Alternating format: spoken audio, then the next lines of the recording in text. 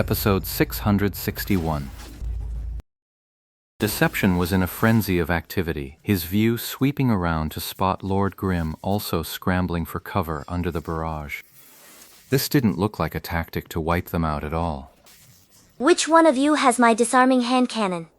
Jin Xiang stepped forward, brimming with confidence, the very picture of someone in control. Surrender and you won't be killed, is that it? Hand it over directly and we'll let one of you go. Ah, is that so? Then I guess I'll be the one leaving, since he can't cough it up. You animal. Deception's shadow dance ended just then, and as his character landed, he caught Ye Shu's words and felt a wave of contempt. Jin Xiang was momentarily at a loss for words. By normal logic, wasn't this the time to make a noble sacrifice and trade your own life for a friend's?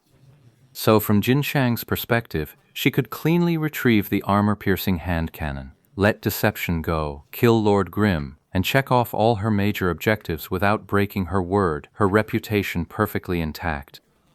This guy was utterly shameless. He was ready to sell out his own friend, let Lord Grimm walk, and he could get his hand cannon back without a hitch.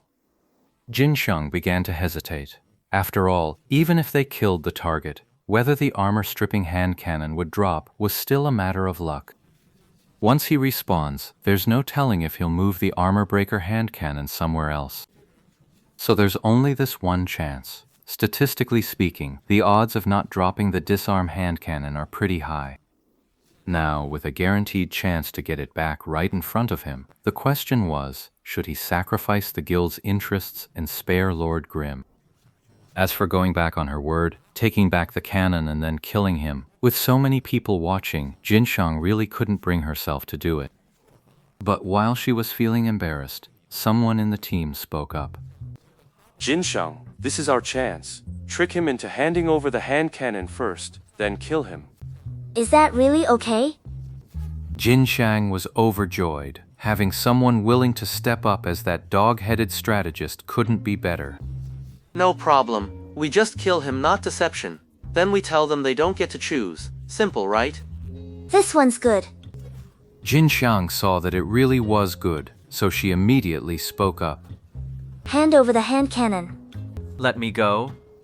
But Ye Shu insisted on confirming, and with no room for wordplay, Jin Xiang was stuck again. In the end, the guy who came up with the idea just spoke up for Jin Xiang. Hand over the hand cannon and you can go. Who does this refer to? Deception. Ha ha ha ha. This guy was explaining himself in the channel, so shameless. Even his own people couldn't help but silently despise him. So we're agreed then, no backing out? No. Well, I thought it over and figured it'd be a bit too much to ask. At this point, Jin Xiang naturally realized she had been toyed with. All that chatting had let their side's attacks come to a halt, giving those two quite the breather. Not one of you is getting away. Agreed. The one who answered her was Ye Shu. The moment his words fell, flames erupted from the ground, not beneath him or Deception, but under the feet of those 20-some players. Everyone froze. Flamestorm was a level 60 elementalist skill, impossible to learn without a class advancement. Who messed up and dropped a skill right at their own feet? Before the crowd could even process what was happening, a deafening roar erupted. Flames, carried by the howling wild wind, ignited in an instant and engulfed them, and it was dealing damage. Who goes there? Jin Xiang's people were stunned. Someone else was attacking them. Then a shadow flickered across the ground. Looking up, a berserker gripped his greatsword with both hands, leaping from the rooftop and driving a ground splitter straight down toward the earth.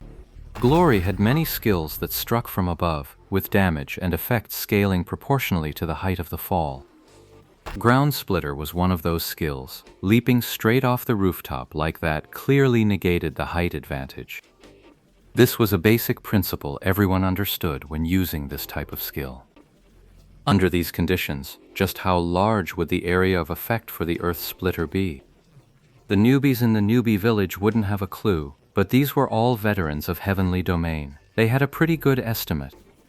For a moment, no one dared to face the full brunt of that strike. Everyone scrambled to clear a wide circle, and then two more figures shot out, but neither matched the berserker's arrogant, overwhelming style of attack. Two figures emerged, one swinging a battle spear, the other catching it barehanded. These two were a battle mage and a grappler. Behind those two figures, an elementalist stood on the rooftop, his staff already thrown, right where the flamestorm was raging. Clearly, he was the one who had cast the sneak attack spell from the shadows. Who is that? Amid the crowd's startled cries, a thunderous roar rang out as the earth-splitting slash struck the ground like a meteor, sending a tremor through everyone present. At the epicenter of that earth-splitting slash, the ground cracked and writhed outward, with faint sword light flickering in the fissures. This was the shockwave of the earth-splitting slash. Anyone touched by it had a chance of being stunned. Fortunately, everyone was on guard and had already scattered. That ground-splitting slash hit no one, but in the next instant, a flash of bloodlight erupted from the man's body as he activated the berserker's rage. His eyes turned crimson, fixed on a single target. He lowered his stance, drew his greatsword back, and the blade's edge flared with surging blood energy. Raging Blood Torrent! Someone immediately recognized the startup of this skill, the berserker's level 70 ultimate, Raging Blood Tide. Stop him. Someone shouted, "Raging Blood Tide is devastating, but its startup is slow. Using a skill like that without any setup is a fatal mistake." But Raging Blood Waves wasn't like a mage's channeled spell. You couldn't just interrupt it with a single hit to stop the skill from going off. There are two ways to interrupt a skill like Raging Blood Waves. One is a grab-type skill, which can interrupt any skill in existence. The other is to deal the system-required damage to the target in an instant, forcibly stopping this ultimate move. The berserker followed up with a ground splitter, forcing everyone nearby to scatter, a decent opening move. At this point, charging in for a grab was tricky, but the ranged classes could still fire off a few quick skills if they didn't have time for a long cast.